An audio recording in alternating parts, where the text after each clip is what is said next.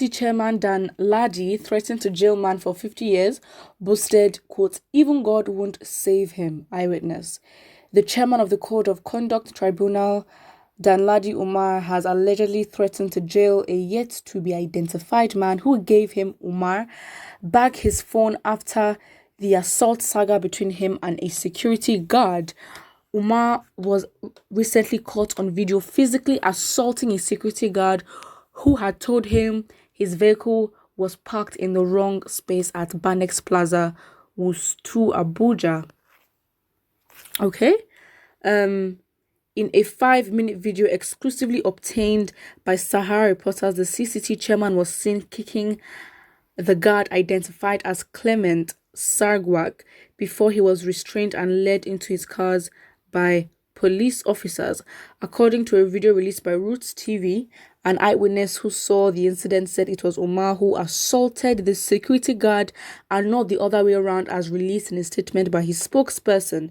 According to him, Umar came back after the saga with state security service operatives and arrested an innocent boy who returned his phone that fell down during the incident. He was said to have threatened to jail the boy for 50 years and boasted that God would not be able to save the boy. If you see his driver, his tongue was showing blue.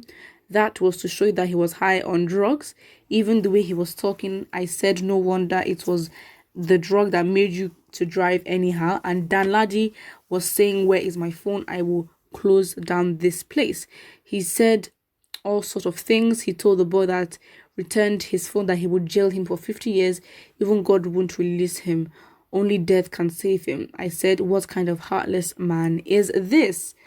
Well, it's ironic because this person is the chairman of the Code of Conduct Tribunal. I mean, this country is an absolute joke. It really is. Everything just, in a way, everything is abnormally balanced. The the thing that you're meant to represent, you do the exact opposite. And so, yeah, it just is what it is. I mean, what can you say? Is that even constitutional because you're angry and because of the? I think just it highlights the power play that Nigerians have. This is a more higher up version of "Do you know who I am?" in an argument. It just shows what it is, and it just shows that in a lot of ways Nigerians, we lack that power.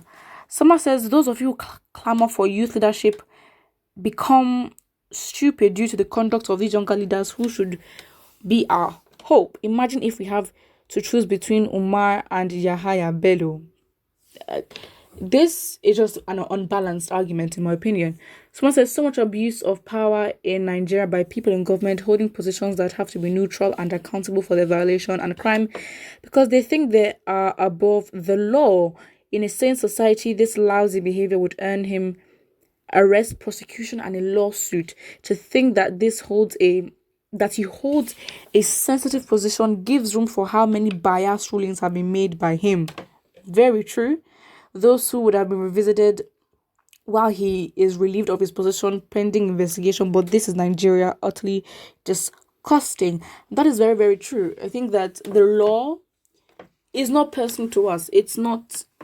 I don't think it's genuine and original to us, especially as Africans, because the fact is it is very much adopted, very, very much. I mean, imagine black people wearing wigs. It's funny, but aside from that, I digress.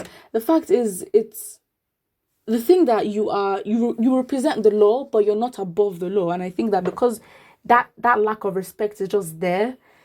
You know, the law is just something that we're just using to show face. Like it's not respectful. And I think it's because it's not genuine and it doesn't come from us. If it was something, let's say this law, constitution has come from, thousands of years of our ancestors and it has been passed down, I think it's a whole different thing. And I think that we're more likely to gain respect or at least just be decent in the way that we apply the law. So yeah, I think that power play and just that disconnect from the law where you genuinely think that you are above it because you have no regard for it. Why? Because it's not your own. It didn't come from you. So again, that value is just lost. And again, you can never ever love something that's adopted. It's not going to be possible. Someone says Danladi is bigger than the gods. The way he opens his mouth like father of the gods. Thank God Biafran boys saved the innocent security man from the oppressor. Someone says, don't ever mention God in your atrocities. Again, the person that said, even if God should open the window of heaven, didn't see the next day. And point of correction, you're not God's spokesman. And there is nothing and nobody he cannot save. All right. Someone says, did he say even God will not save him? Look at a mere mortal thing daring God. Go and ask King Nebuchadnezzar and King Herod. Or God, be humble. All right, someone here says he's lucky that the guard is not a graduate who just stooped low to take that job. If not, it would have been more disastrous. The guard just got intimidated by the entire saga. Whether you're a graduate or not, when you have these kind of people in these kind of positions who believe that they are above the law, graduate or not, you will be intimidated. You might not be intimidated in terms of your skills or your qualities, but understanding the country that you're in, understanding that the law is a show, that the law does not work, the law is not being applied as it should, then like what can you do? What connections do you have? What connection? Because again, Nigeria is a thing of connections. If you don't have the right connections, you're gone. Someone here says pride goes before a fall. As if the chairman himself is immortal. It pains my heart when I see a mortal man boasting as if the immortals, forgetting that God lifts and pulls. But these ones, yeah. Someone says it's an Igbo politician can't slap an Hausa man. Okay.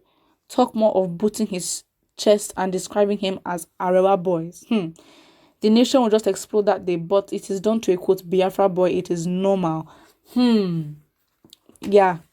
Yeah, that's true. That is very, very true.